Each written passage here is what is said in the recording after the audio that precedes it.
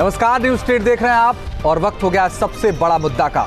इस साल होने वाले लोकसभा चुनाव कई मायनों में बेहद अहम है। एक तरफ ये चुनाव मोदी सरकार के फैसलों पर जनता की मोहर साबित होंगे, तो दूसरी तरफ बीजेपी के खिलाफ विपक्ष की कसरत का पैमाना भी इसी चुनाव से तय होगा। 2014 में यूपी की जनता ने जिस तरह का जनादेश दिया, उसने दिल्ली में नरेंद्र मोदी की अगुवाई में एक प्रचंड बहुमत की सरकार का रास्ता सीधे तौर पर साफ कर दिया।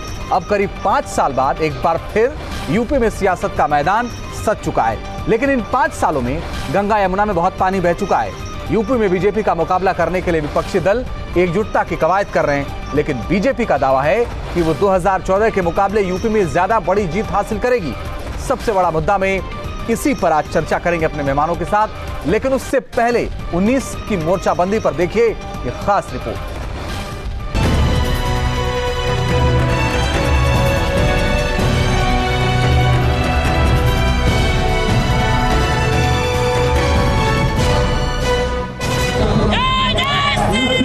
लोकसभा चुनावों के लिए सियासी बिसात बिछ चुकी है। चुनावी रण जीतने के लिए सभी पार्टियां तरह तरह के पैंतरे आजमा रही हैं। चाहे बीजेपी हो, अखिलेश, मायावती या फिर कांग्रेस, सभी ने सियासी बिगुल फूंक दिया है। यूपी की सियासी जंग में एक तरफ मायावती और अखिलेश यादव का गठबंधन है, तो दूसरी तरफ बीजेपी। वहीं कांग्रेस ने भी प्रियंका गांधी को पूर्वी यूपी की कमान सौंपकर अपना दावा ठोक दिया है। निश्चित तौर पर वक्त बदलाव का है और हिंदुस्तान की जनता बदलाव चाहती है, और मैं दावे के साथ कह सकता हूं कि देश में राहुल जी के साथ में नेतृत्व में हम 2019 में सरकार बनाएंगे। कांग्रेस कुछ भी करे, भारतीय जनता पार्टी कुछ भी करे, लोकतंत्र है, सबको अधिकार है। कोई रैली करेगा, कोई रोड शो करेगा, अपनी अपनी बात रखेंगे। हमारा गठबंधन भारतीय जनता पार्टी को उत्तर प्रदेश में 0 पर लाने जा रहा है। प्रियंका गांधी निश्चित तौर पे एक बूस्टर का काम करेंगे, मॉरल बूस्टर आएगा पार्टी के जो कार्यकर्ता हैं उनके लिए। दूसरा, प्रियंका ऐसी नेता है कि वो कार्यकर्ताओं को नाम से भी पहचानती हैं, काम से भी पहचानती हैं और रिकॉग्नाइज करती हैं कि कौन अच्छे कार्यकर्ता हैं, कौन अच्छा काम करते हैं। आमतौर पर सोशल मीडिया से दूर रहने वाली बीएसपी अध्यक्ष मायावती भी ट्विटर पर एक्टिव हो गई। मायावती के फॉलोअर्स की संख्या 15,000 से ऊपर जा पहुंची है और उनके ट्वीट को रीट्वीट किया जा रहा है। पार्टी के कार्यकर्ताओं की इच्छाओं और देश के जितने भी लोग जुड़े हुए हैं, दलित, वंचित, सभी लोग पार्टी से, उन सबका ध्यान रखते हुए उन्होंने सोशल मीडिया पे रखा उसका। वहीं बीजेपी 19 की जंग जीतने के लिए पुरानी रणनीति आजमा रही है। 2014 की तरह बीजेपी अध्यक्ष अमित शाह का पूरा फोकस बूथ की जंग जीतने पर है। अमित शाह और मुख्यमंत्री योगी आदित्यनाथ समेत बीजेपी के कई बड़े नेता बूथ अध्यक्षों को चुनावी जीत का मंत्र दे रहे हैं। अमित शाह का दावा है कि 2019 में बीजेपी 2014 के मुकाबले ज्यादा सीट हासिल करेगी। मैं फिर से एक बार कार्यकर्ताओं का आह्वान करने आया हूँ, 73 की 74 कर हुआ भतीजे की दुकान पर अलीगढ़ का ताला लगाने का काम भारतीय जनता पार्टी का। मुझे भरोसा है मित्रों, ये काम होने वाला। यूपी की महान जनता चारों ओर आज भारतीय जनता पार्टी के प्रत्याशियों को चुनने के लिए उत्साहित नजर आती। अलीगढ़ का ताला, लेकिन मित्रों ये ताला अलीगढ़ की पहचान तो है, सपा बसपा के कार्यालय और कांग्रेस के कार्यालयों में ताला बंद होना चाहिए और इसके लिए आपको अपनी ताकत दिखानी है। यानी साफ है कि 19 का सियासी चक्रव्यूह भेदने के लिए हर तरह के दाव पेंच आजमाए जा रहे हैं, लेकिन जनता किस पर भरोसा करती है, इसका जवाब चुनाव के बाद ही मिल पाएगा। Team news state. और सबसे बड़ा मुद्दा में जो हमारा आज का सवाल है वो आपके सामने रखते हैं, उसके बाद आप अपनी राय हम तक पहुंचाइएगा। आज का जो हमारा सवाल है, क्या इस बार भी उत्तर प्रदेश ही बनेगा दिल्ली की सत्ता की सीढ़ी? आप अपनी राय ट्वीट कीजिए, उसका जरिया है हैशटैग सबसे बड़ा मुद्दा @न्यूज स्टेट हिंदी। और इस पर बातचीत करने के लिए मेरे साथ कुछ खास मेहमान हैं। आपको बता दूं, उमाकांत लखेड़ा जी हैं, वरिष्ठ पत्रकार, हमारे साथ स्टूडियो में। चंद्रभूषण पांडे साहब हैं, प्रदेश प्रवक्ता, भारतीय जनता पार्टी का पक्ष रखेंगे। विशाल राजपूत जी हैं, प्रदेश प्रवक्ता, कांग्रेस से। और एमिक जैमई साहब हैं, प्रवक्ता, समाजवादी पार्टी का। आप सभी का बहुत स्वागत है। सबसे पहले चंद्रभूषण पांडे जी, आपके पास समाजवादी पार्टी, कांग्रेस और बीएसपी के कार्यालय में अलीगढ़ का ताला कैसे लगाएंगे आप?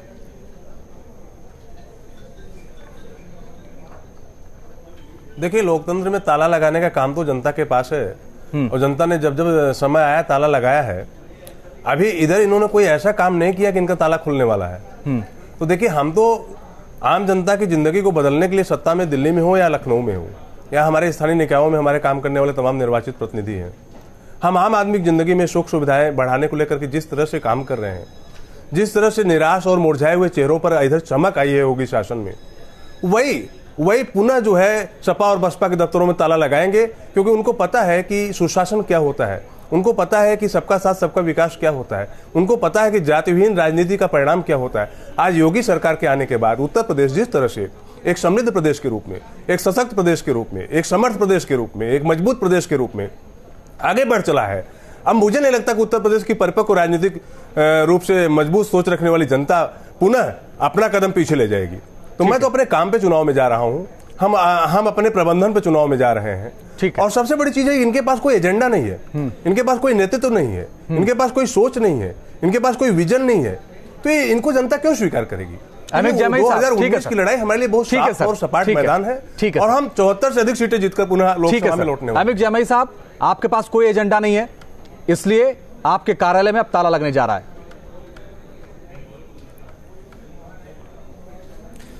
समाजवादी पार्टी के पास अगर एजेंडा नहीं होता तो भाजपा के दो मुख्यमंत्री जो जमीन में मिल गए गोरखपुर में और फूलपुर में, ये कैसे होता? अगर समाजवादी पार्टी के पास एजेंडा नहीं होता तो नूरपुर और कैराना जो आरएसएस की एक फैक्ट्री खोल के वहां बैठाए हुए थे, वहां पे समाजवादी पार्टी की कैसे जीतती? ये देखिए, ये लोग बहुत डरे और भयभीत हैं। मैं आज देख रहा था कि श्री अमित शाह जी अलीगढ़ गए थे और मेरे सूबे के मुख्यमंत्री श्री योगी आदित्यनाथ जी भी अलीगढ़ में थे। एक बार इन दो ग्रेट, इस देश के ग्रेट नेता हैं ये लोग, एक बार इन्होंने ये नहीं बताया कि 15 लाख का क्या हो गया, काला धन का क्या हो गया, नोटबंदी के फायदे नहीं गिनाए, जीएसटी के फायदे नहीं गिनाए। पूरा सूबा गवाह है। कानपुर की जो फैक्ट्रियां हैं, अजीत भाई आपकी तो आपके यहाँ खबर चलती है हमेशा, 11,000 फैक्ट्री जीएसटी के चलते, नोटबंदी के चलते बंद हो गई, बर्बाद हो गई। 2 लाख लोग कानपुर की उस फैक्ट्री में सड़क पर हैं। तो श्री अमित शाह जी की जो नीतियां हैं वो आज ये बातें तो प्रधानमंत्री जी भी नहीं गिना रहे हैं, क्योंकि उनको मालूम है कि अब ये उनका दिन उल्टा चल रहा है। अब इनको अपना बोरिया बुस्तर जो है लपेट लेना है। अब मुद्दा क्या चलेगा भाजपा का, मैं आपको बता देना चाहता हूं। जो श्री योगी आदित्यनाथ जी कर रहे हैं, हिंदू मुसलमान, मुहर्रम दुर्गा पूजा, कब्रस्तान शमशान, ये प्रधानमंत्री मोदी जी से जो यही प्रेरणा मिलती है इनको।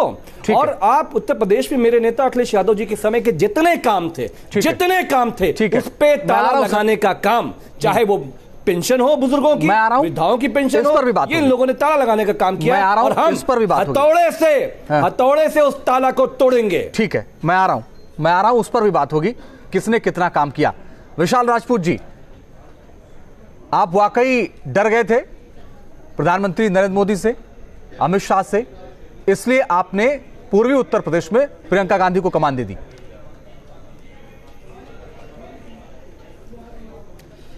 देखिए, जहां तक डरने की बात है तो मैं आपको थोड़ा सा पीछे ले जाना चाहूंगा कि कांग्रेस पार्टी वही पार्टी है जो अंग्रेजों को इस देश से भगाने का काम किया है।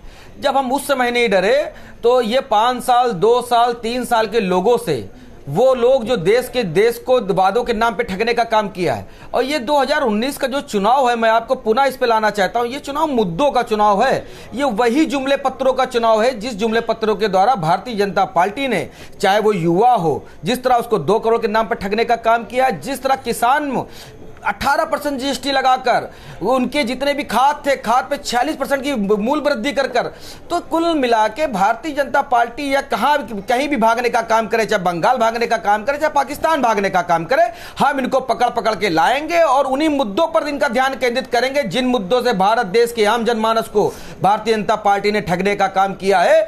आज वो लोग चक्का चौराहा, जिला मोड़, हर जगह पे इनका इंतजार कर रहे हैं। देश का युवा इनका इंतजार कर रहा है कि मोदी जी पहले जवाब दीजिए। चुनाव तो आप 5 साल तक लड़ते हैं, यात्राएं आप जीवन भर करेंगे। लगता है कि 2014 में जैसे आपने ठगा था लोगों को और उत्तर प्रदेश में 2 सीटें हो गई आपकी, वही काम ये कर रहे हैं। देखिए मैं आपको बता दूं, कांग्रेस पार्टी ने भारत देश को बनाने और संवारने का काम किया है। आज जितने भी सुई से लेकर हवाई जहाज तक का जो काम है वो कांग्रेस पार्टी के कार्यकाल में हुआ, इनके कार्यकाल में हुआ।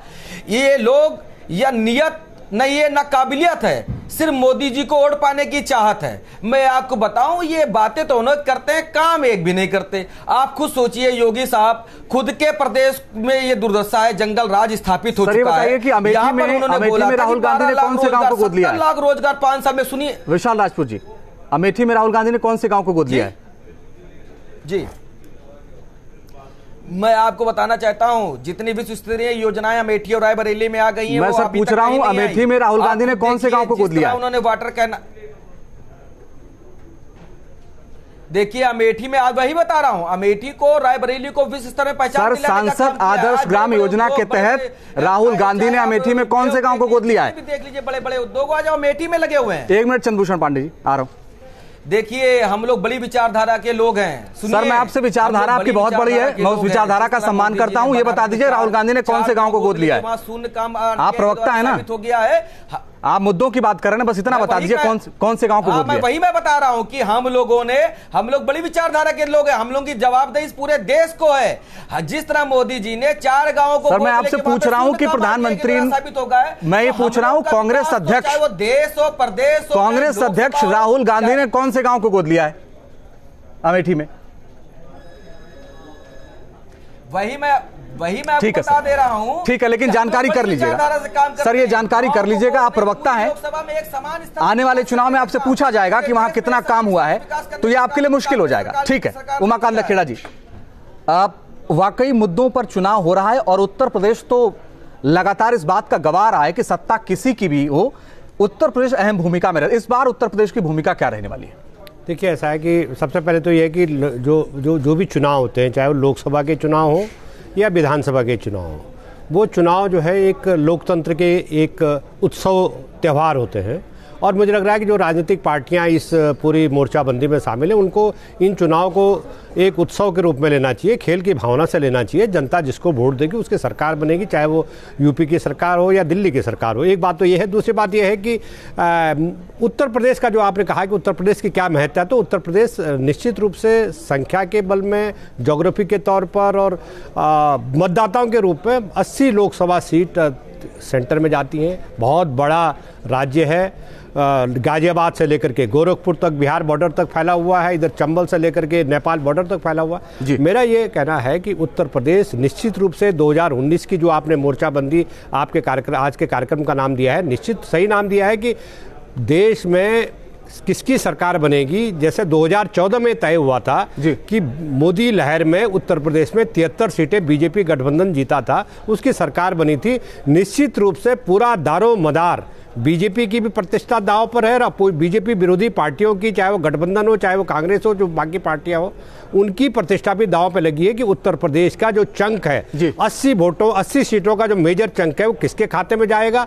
प्रियंका गांधी मैदान में कूदी है तो रोचक थोड़ा चुनाव हो गया, हलचल तेज हो गई है, थोड़ा उहापोह की स्थिति है। समाजवादी पार्टी, बसपा, कांग्रेस में किस तरह की वोटों की फाइट होगी, किस तरह से बीजेपी की जो 71 सीटें अपने बल पर जीती है उनको कैसे कम कर सकते हैं। और निश्चित रूप से उत्तर प्रदेश ही तय करने जा रहा है कि आने वाले समय में 2000 मई में जो सरकार बनेगी उसमें उत्तर प्रधानमंत्री कौन बनेगा, भूमिका क्या होगी। चंद्रभूषण पांडे जी, अमित जमई एक सवाल उठाया था, बहुत महत्वपूर्ण सवाल है कि गठबंधन हुआ, आप गोरखपुर हार गए। गोरखपुर ऐसी सीट जो सामान्य नहीं कही जा सकती, फूलपुर आप हार गए, गठबंधन के बाद आप सारी जगह पे हारे, फिर आप कैसे कह सकते हैं कि आप 73 से ज्यादा 74 सीटें जीतेंगे? देखिए बहुत स्पष्ट है, आज उत्तर प्रदेश की जो राजनीति है वो राजनीति जातिवाद के दंश को झेल करके उब चुकी है। आज उत्तर प्रदेश की जो राजनीति है वो भ्रष्टाचार के दंश से किसी तरह उबर पाई है। हम सभी जानते हैं कि जो ये 2019 का चुनाव होने वाला है वो भारत को बनाने का चुनाव है, भारत को संवारने का चुनाव है, भारत को विकसित राष्ट्र होने का चुनाव। मैं तो ये पूछ रहा हूं कि गठबंधन हुआ, आप चुनाव हार गए, करेंगे मायावती करेंगी, ममता बनर्जी गठबंधन हुआ, चुनाव हार गए। देखिए चुनाव, वो उदाहरण सामने चुनाव, उपचुनाव का कोई मुद्दा नहीं सर। गोरखपुर हारना क्या मुद्दा नहीं आपके लिए? चुनाव का कोई मुद्दा नहीं, गोरखपुर हारना मुद्दा नहीं आपके लिए। लोकसभा का जो महासमर होने जा रहा है, ये महासमर देश का बनाने का, मुख्यमंत्री जहां प्रचार करने का समय है। और हमारा टारगेट क्या, उसके बाद भी आप देखेंगे चाहे गोरखपुर हो, जयपुर हो। अमित जमेई साहब, मैं अच्छा नहीं लगता बीच में टोका-टाकी करना। मैं आ रहा हूं, अमित जमेई साहब, मैं आपके पास आ रहा हूं, पूरा मौका दो। पाड़े जी से ये पूछिए अखिलेश जी क्यों नहीं कर सकते हैं। ठीक है सर, ठीक है। पाड़े जी से पूछिए कि बहन मायावती जी क्यों नहीं कर सकती। बता दीजिए चंद्रभूषण पांडे जी आज। अरे अखिलेश जी इसलिए नहीं करते, अखिलेश जी से उत्तर प्रदेश से संभला नहीं। जी बताइए, उत्तर प्रदेश को जंगल बना दिया आपने। उत्तर प्रदेश में दिन रात कत्लेआम हो रहा था, दलित बहु बेटियों को इज्जत सुरक्षित नहीं थी, जातिवाद की भेड़ चढ़ गया। क्या दिक्कत है? उत्तर प्रदेश एक गांव की सरकार बनकर रह गई, गांव स्तर की सोच लेकर आ गए। अच्छा, जाति अखिलेश यादव की औकात है, जाति किसने बनाई है? अखिलेश यादव अपना कुनबा तो संभाल नहीं पाए, अपना कुनबा तो संभाल नहीं पाए, अपने परिवार में 4 लोगों को एक दूर रखने का उनके अंदर टीम की भावना नहीं है। वो क्या देश को चलाएंगे? भारत जैसे देश को चलाना जाति मायावती जी ने बनाई है, जाति अखिलेश जी ने बनाई है। सैफई गांव को संवारिए, जाति किसने बनाई है? सैफई गांव को संवारिए, अरे भारत में जाति किसने बनाई? और वो आपके 5 सीटें दुनिया में जाति किसने बनाई? मैं इस चैनल पे आप आज बता रहा हूं, मायावती जी ने जाति बनाई, जनता के साथ ये किसने बनाई, क्या किए, बाद में चर्चा करें। चंद्रभूषण पांडे जी एक मिनट, चंद्रभूषण पांडे जी एक मिनट, चंद्रभूषण पांडे जी। अमित जमेई, सवाल इस बात का है कि 2019 के चुनाव के लिए आप मैदान में हैं, आपके पास चेहरा नहीं है, आप तय नहीं कर पा रहे हैं कि आपका प्रधानमंत्री पद का उम्मीदवार कौन है। अखिलेश जी ने बनाई है। अमित जमेई, मेरा सवाल आपसे, एक पे टिक करो, 3 में से एक पे टिक करो। अमित जमेई जाति बनाई, अमित जमेई जी ने जाति बनाई या पांडे जी ने? अमित जमेई, सवाल पूछने का काम मेरा है, आप मत पूछिए, आप सर जवाब दे लीजिए। अमित जमेई, मैं आपसे पूछ रहा हूं कि आपके पास सारे प्रधानमंत्री के दावेदार हैं, आपके पास आप कहते हैं सारे चेहरे हैं, ये तो बता दीजिए 2019 में कौन बनेगा प्रधानमंत्री आपकी तरफ से? देखिए अंजित जी, आज ये विषय प्रधानमंत्री बनने का नहीं है। एक प्रधानमंत्री हमने देख लिया इस देश में, सर इस देश की जनता के साथ हमारे करना चाहते हैं, जलील कर एक प्रधानमंत्री का चेहरा नहीं होना चाहिए। भारत छोड़ो आंदोलन के जरिए देश का पैसा लुटवा के ब्रिटेन की महारानी के चरणों में भिजवा दिया। नीरव मोदी, चेतन चंदेसरा, लंबी लाइन है। आज ये विषय इस देश के संविधान को बचाने का है, जो नागरिक अधिकार है जमहूरियत के अंदर, संविधान के अंदर। आप बताओ उत्तर प्रदेश में कोई 4 काम बता दो, आप पिछड़े समाज को कोई 4 काम बता दो जिससे आम लोगों की जिंदगी बेहतर हुई हो। बचाने का है। आप कोई अभी आपको लोग भूले नहीं, आपके पाप को नहीं भूले हैं लोग। आप वही हो जो गायत्री प्रसाद प्रजापति को जन्म देने वाले हो, आप वही हो जो अरुण वर्मा जैसे बलात्कारी विधायक के शरणगाह देने वाले हो, आप वही हो जो लोक सेवा आयोग में गैंगस्टर को लोक सेवा आयोग का अध्यक्ष बनाने वाले हो, आप वही हो जो मथुरा में हजारों निर्दोष लोगों के कत्लेआम के दोषी हो, आप वही जो हर सप्ताह में एक सांप्रदायिक दंगा करते रहे हो, आप वही जो उत्तर प्रदेश की नौकरशाही को भ्रष्टाचार की भेंट चढ़ाए हो, आप वही जो यादव सिंह जैसे भ्रष्ट नौकरशाही की पैरवी करने सुप्रीम कोर्ट गए हो। शर्म करो अपने कर्म पर और सुधारो, पश्चाताप करो। उत्तर प्रदेश की जनता को बेवकूफ बनाने की जुमलों से कोशिश मत करो। चंद्रभूषण पांडे, प्रापक उत्तर प्रदेश की जनता पांडे जी, चंद्रभूषण पांडे, एक मिनट चंद्रभूषण पांडे जी, आप हमारे साथ चर्चा में पहली बार तो नहीं शामिल हो रहे ना।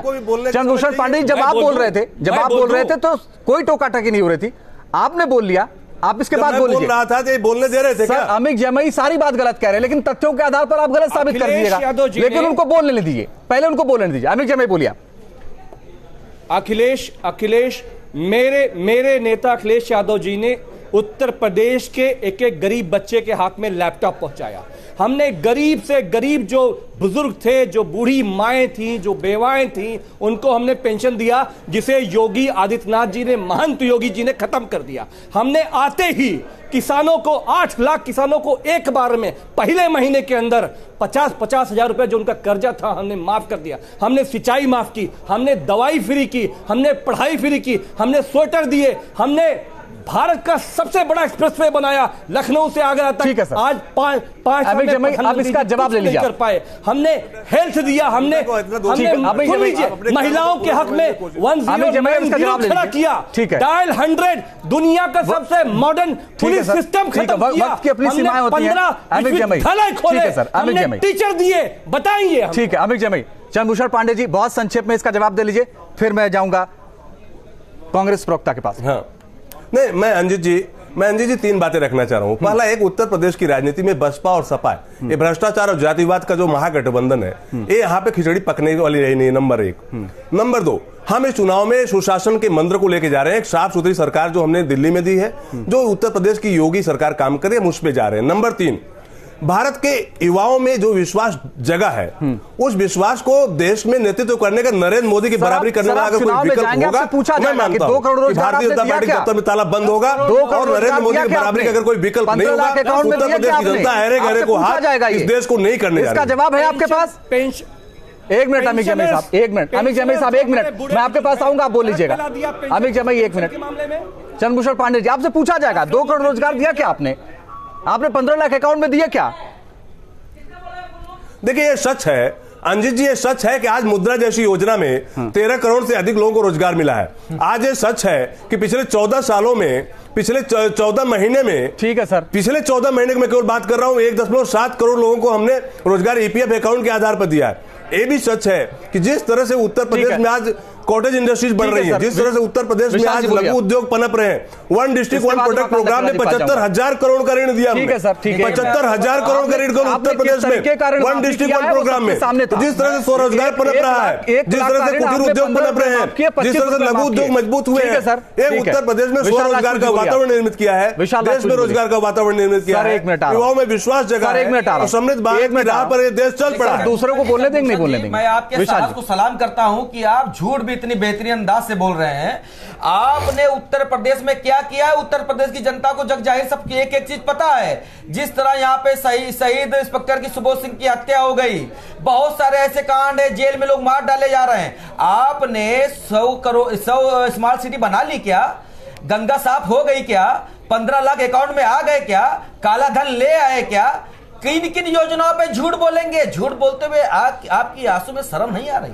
भारत देश का युवा आज आपसे सवाल पूछ रहा है कि जिस तरह आपने रोजगार के नाम पर पूरे देश को ठगने का काम किया है, भारत देश का युवा, भारत देश के इतिहास में भारत देश का किसान इतना प्रदर्शन कर रहा है, उसको आप लाठी से पीटने का काम करते हैं और आज यहां पर बैठ के अपनी वीर गाथा सुना रहे हैं। फिर यहाँ की महिलाएं संस्कृत राय जैसी बेटी हमारे घर की, वो रोड पे उसके साथ गलत कारनामे कर लिए जाते हैं। आप लोग शांत रहते हैं, आप लोग विवश लोग हैं। विशाल राजपूत जी, चालू मुझे बहुत हैरानी हो रही है कि इतना करने के बावजूद भी आप सिर्फ टीवी पर बात कर रहे हैं, आप सड़कों पर नहीं उतरे, आप सिर्फ ट्विटर से काम चलाते हैं। आप सरकार के सामने खड़े नहीं हुए, विपक्ष के नाते आपकी जिम्मेदारी थी। देखिए, ठीक है सर, देखिए जनता ने, ठीक है उमाकांत दखेड़ा जी, जितनी बातें गिना रहे हैं चंद्रभूषण पांडे जी, क्या वाकई उतना काम हुआ है क्या? मेरी नजर में तो नहीं दिख रहा। देखिए ऐसा है, ठीक है सर, ठीक है, 1 मिनट। देखिए, उत्तर प्रदेश में ये पहली बार है कि भारी बहुमत से भारतीय जनता पार्टी की सरकार है, केंद्र में भारी बहुमत से भारतीय जनता पार्टी के नेतृत्व में एनडीए की सरकार है। और ऐसा बहाना उत्तर प्रदेश की सरकार नहीं लगा सकती कि केंद्र में चूंकि हमारी सरकार नहीं थी इसलिए हम फलाना विकास कार्य नहीं कर पाए। और ये जो डबल इंजन आपके लोग नेता ही पब्लिक रैली में बोलते हैं कि डबल इंजन है। उत्तर प्रदेश में जब चुनाव 2017 में वोट मांगे गए तो डबल इंजन के लिए वोट मांगे गए। सवाल ये है कि आपकी जो भी योजना बहुत अच्छी है, मोदी जी की नीयत में किसी भी व्यक्ति को कोई खोट नजर नहीं आता है, लेकिन सवाल यह है कि आपने जो जैसे आपने हेल्थ स्कीम की, क्या उनका इम्प्लीमेंटेशन ग्रास रूट लेवल पर आप कर पाएंगे? आपने कहा कि हम सबको 5 लाख रुपए देंगे हेल्थ स्कीम के तहत, लेकिन आपके पास हॉस्पिटल हैं, आपके पास इंफ्रास्ट्रक्चर है, आपके पास कोई ढांचा है जिसके तहत किसी की जान दुर्घटना में नहीं जाएगी, किसी असाध्य रोग में नहीं जाएगी। क्या ये सारे सवाल है? बहुत सारे सवाल है। मेरे पास वक्त इतना ही था, लेकिन नितिन गडकरी ने एक बात कही थी, वो बात किसी पार्टी के लिए किसी का नाम लेके नहीं कहा था, लेकिन वो बात सारी पार्टियों पर लागू होती है कि वादा करिए तो उसको पूरा करिए, नहीं तो जनता दौड़ाती है। हमने सवाल पूछा था, उसका जवाब आपने क्या दिया है फटाफट आपको दिखाते हैं। हमने सवाल पूछा था कि क्या इस बार भी उत्तर प्रदेश ही बनेगा दिल्ली की सत्ता की सीढ़ी? आपने क्या जवाब दिया है? ट्विटर के जरिए 80% लोग मानते हैं हाँ उत्तर प्रदेश ही तय करेगा प्रधानमंत्री, जबकि 20% लोग इससे सहमत नहीं है।